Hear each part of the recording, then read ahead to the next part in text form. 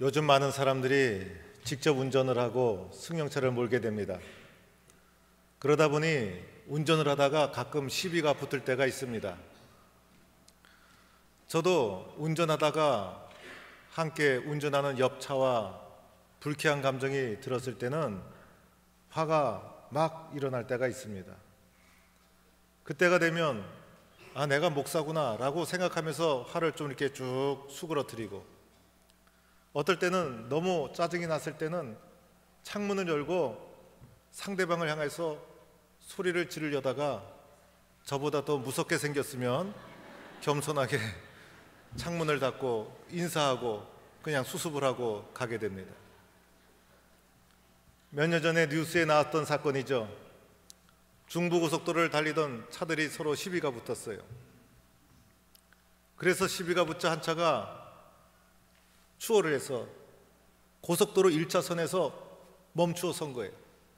다른 차들이 쌩쌩 달리는데 항복판에 멈춰 서서, 그리고 뒷차 항의하려고 나오는 순간 뒤에 달리던 차들이 2중 3중으로 충돌을 해서 차도 부서지고, 그리고 차에서 내리던 그 운전사도 다쳤던 사건이 뉴스에 나온 적이 있었습니다.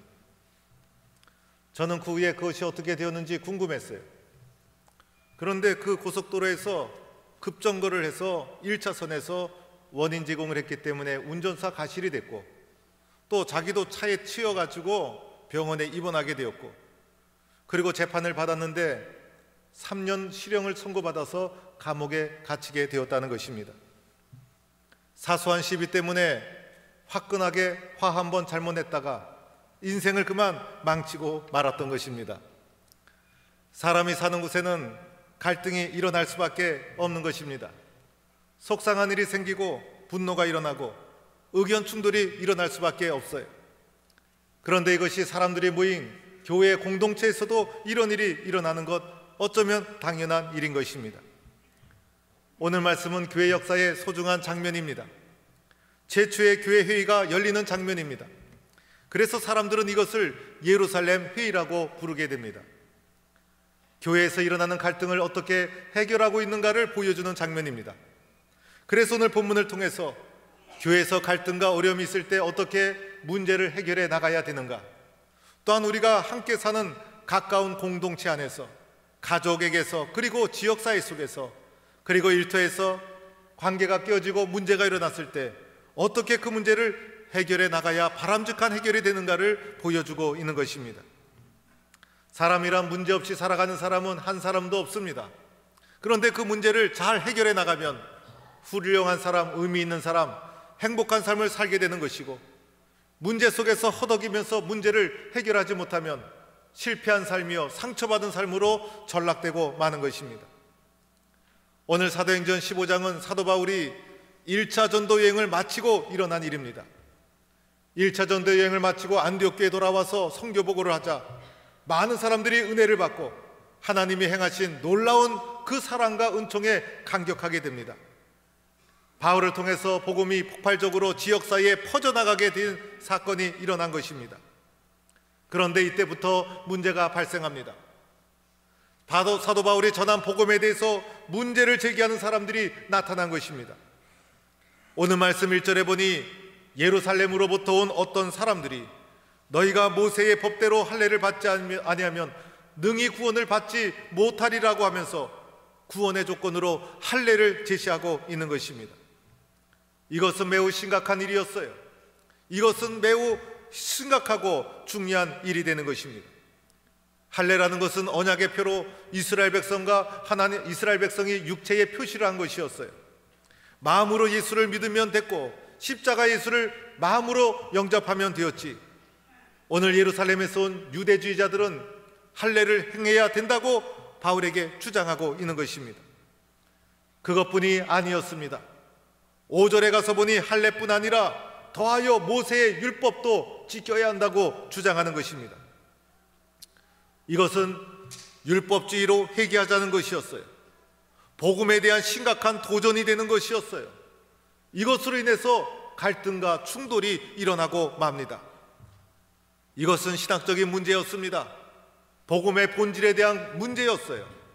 가볍게 넘어가야 될 문제가 아니었어요. 바울을 통해 이방 세계로 복음이 퍼져가지 않았습니까?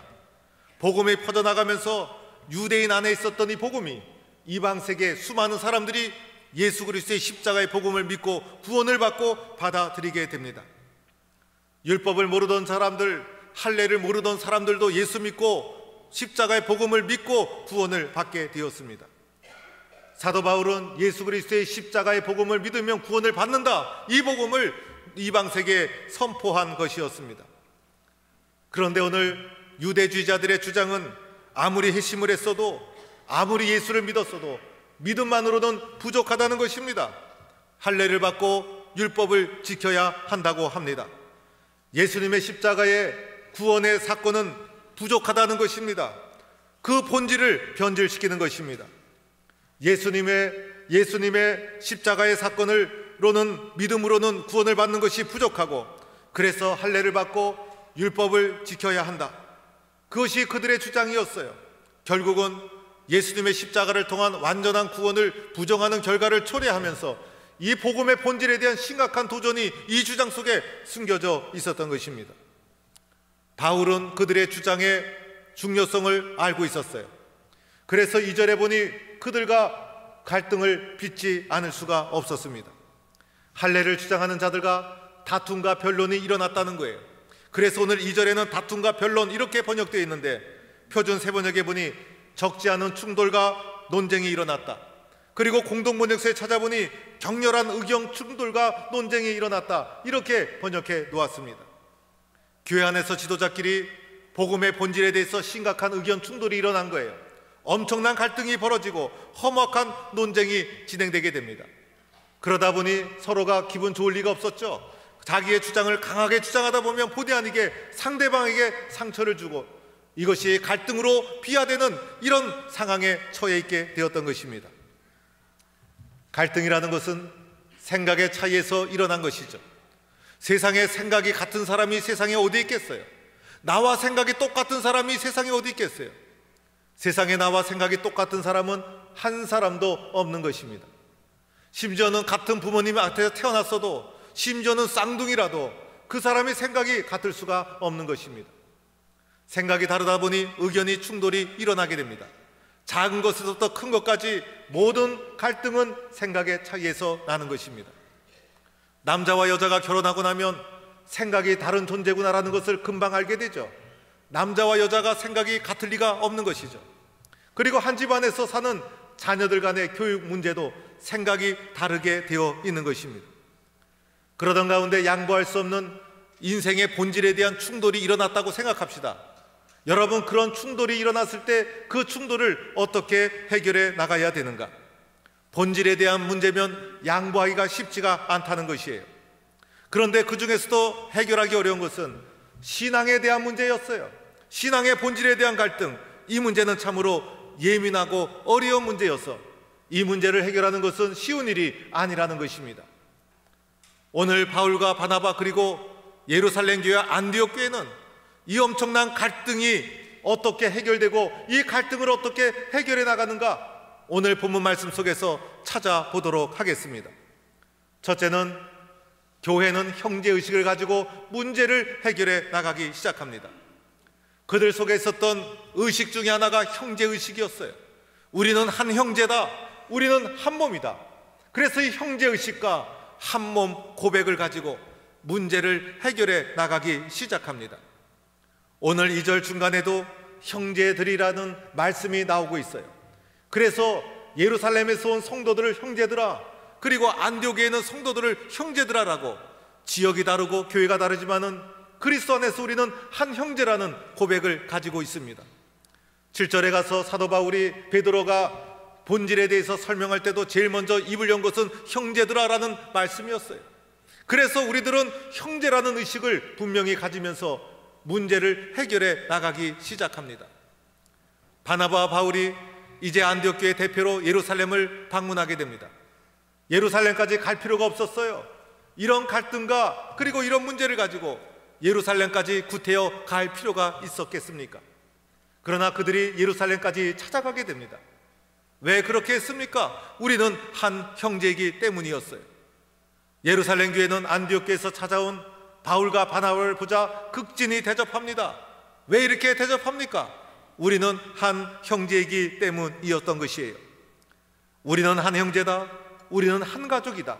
우리는 예수 그리스도 안에서 한 몸을 이루고 있다는 고백이 그들로 하여금 갈등을 이겨나가게 한 힘이 되고 있다는 것입니다.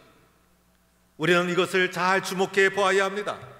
그래서 한 몸이라는 철저한 신앙 고백, 한 형제로 부름받았다는 철저한 신앙 고백이 우리 가운데 있을 수 있는 갈등과 그리고 어려움을 잘 이길 수 있도록 만들어주는 능력이 되고 있다는 것입니다. 오늘 교회가 겪은 문제는 작은 문제가 아니었어요. 신앙의 본질에 대한 것이었어요. 엄청난 큰 문제였어요. 그러나 우리는 한 형제라는 의식을 가지고 이 문제를 잘 극복해 나가는 모습을 보게 됩니다. 두 번째로는 문제를 풀어가는 데 있어서 예루살렘 교회와 안디옥 교회는 대화를 시도하고 있다는 것입니다. 교회 갈등 해결의 가장 중요한 방법은 바로 대화라는 것을 말해주고 있는 것입니다. 그래서 안디옥 교회는 그들 가운데 부닥쳤던 신앙의 본질에 대한 문제, 이 문제를 대화로 풀어가고 있는 것입니다. 의견이 강하게 일어날 때 대화하기 어렵습니다. 의견이 첨예하게 대립될 때 저 사람하고는 대화가 안 되라고 하면서 포기하기가 쉬운 것입니다. 또한 신앙의 본질에 대한 것, 이것은 대화 상대가 되지 않는 것입니다. 이것은 양보란 있을 수가 없는 것이기 때문이었어요. 그럼에도 불구하고 안디옥 교회와 예루살렘 교회는 끊임없이 대화를 시도하고 있다는 것입니다. 안디옥 교회 바울의 입장에서 살펴보도록 합시다. 바울의 입장에서는 참으로 억울한 상황이었어요. 신앙의 본질에 가단 것이어서 바울의 입장에서는 조금도 양보할 수가 없는 것이었어요. 이 복음을 전하기 위해서 바울이 얼마나 고생을 했습니까? 1차 전도 여행을 통해서 돌에 맞기도 하고 굶기도 하고, 그리고 수많은 어려움 가운데서 생명을 걸고 십자가의 복음을 전했던 것입니다. 그런데 예루살렘 교회가 지금에 와서 유대주의자들의 주장에 의해서 바울이 전한 복음을 수정할 것을 권고하고 있는 것입니다. 바울은 이것을 받아들일 수가 없었습니다. 바울은 신앙에 대해서 분명한 자기 입장을 가지고 있었어요. 이것은 양보할 사항이 아니었어요. 이것은 대화의 내용이 아니었어요. 도리어 바울은 자신의 주장을 더 강하게 관철할 수 있는 그런 자세를 가져야 마땅했어요. 그러나 바울은 그렇게 하지 않았다는 것입니다. 겸손히 자기를 낮추게 됩니다. 예루살렘 교회를 높여줍니다. 그리고 겸손히 예루살렘 교회로 찾아가게 됩니다. 예루살렘 교회는 유대주의자들이 잔뜩 도사리고 있었던 도시였어요. 그곳에 가면 바울의 주장은 하나도 먹히지 않을 거예요. 그러나 그 인간적인 모든 계산을 내려놓게 됩니다. 억울한 것이 있었지만은 그것을 사사롭게 말하지 않습니다. 형제의식을 가지고, 존중하는 마음을 가지고, 경청하는 마음을 가지고 그들에게 찾아갑니다. 그리고 그들을 높여줍니다. 그리고 대화를 시도했다는 것입니다. 예루살렘 교회와 대화하는 과정 속에 심각한 논쟁이 벌어지게 됩니다. 그러나 그 모든 것을 수용하고 대화로 문제를 풀어가기 시작합니다. 바울이 왜 이렇게 복잡한 대화의 과정을 선택했을까요? 대화의 과정은 어렵고 힘든 과정입니다.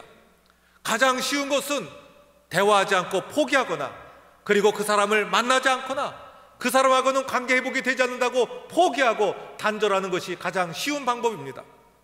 그러나 포기하지 않고 끊임없이 대화하고 겸손한 마음으로 찾아간 이유가 무엇입니까? 교회는 하나이기 때문인 것이었어요. 교회의 하나됨을 지키기 위한 바울의 노력을 우리는 여기서 찾아봐야 하는 것이에요. 바울은 선교하는 일에 최선을 다했어요. 그러나 선교 못지않게 교회의 하나됨을 지켜나가는 것, 바울의 소중한 사명이었다는 것이에요. 내 주장이 관철되는 것보다 더 중요한 것은 교회의 덕이 되느냐, 교회를 살리느냐, 교회의 하나됨을 지키느냐. 그래서 사도 바울은 끊임없이 대화로 문제를 풀어가는 에큐메니칼 정신을 실현하고 있는 것입니다. 어느 날 한국교회의 문제가 무엇입니까? 너무나 쉽게 다른 사람의 신앙을 정죄하고 비판합니다. 그러다 보니 눈만 뜨면 또다시 교파가 생기고 교단이 생기고, 그리고 도처에서 분열되는 슬픈 자아상을 가지고 있는 것이 한국교회의 모습입니다. 이런 것이 교회 안에까지 스며들어와서 교회 안에서 갈등과 어려움을 성숙한 모습으로 이겨나가는 모습, 나보다도 교회를 세우고 교회의 하나됨을 지켜나가는 성숙한 노력을 찾아보기 힘든 시대가 되었어요.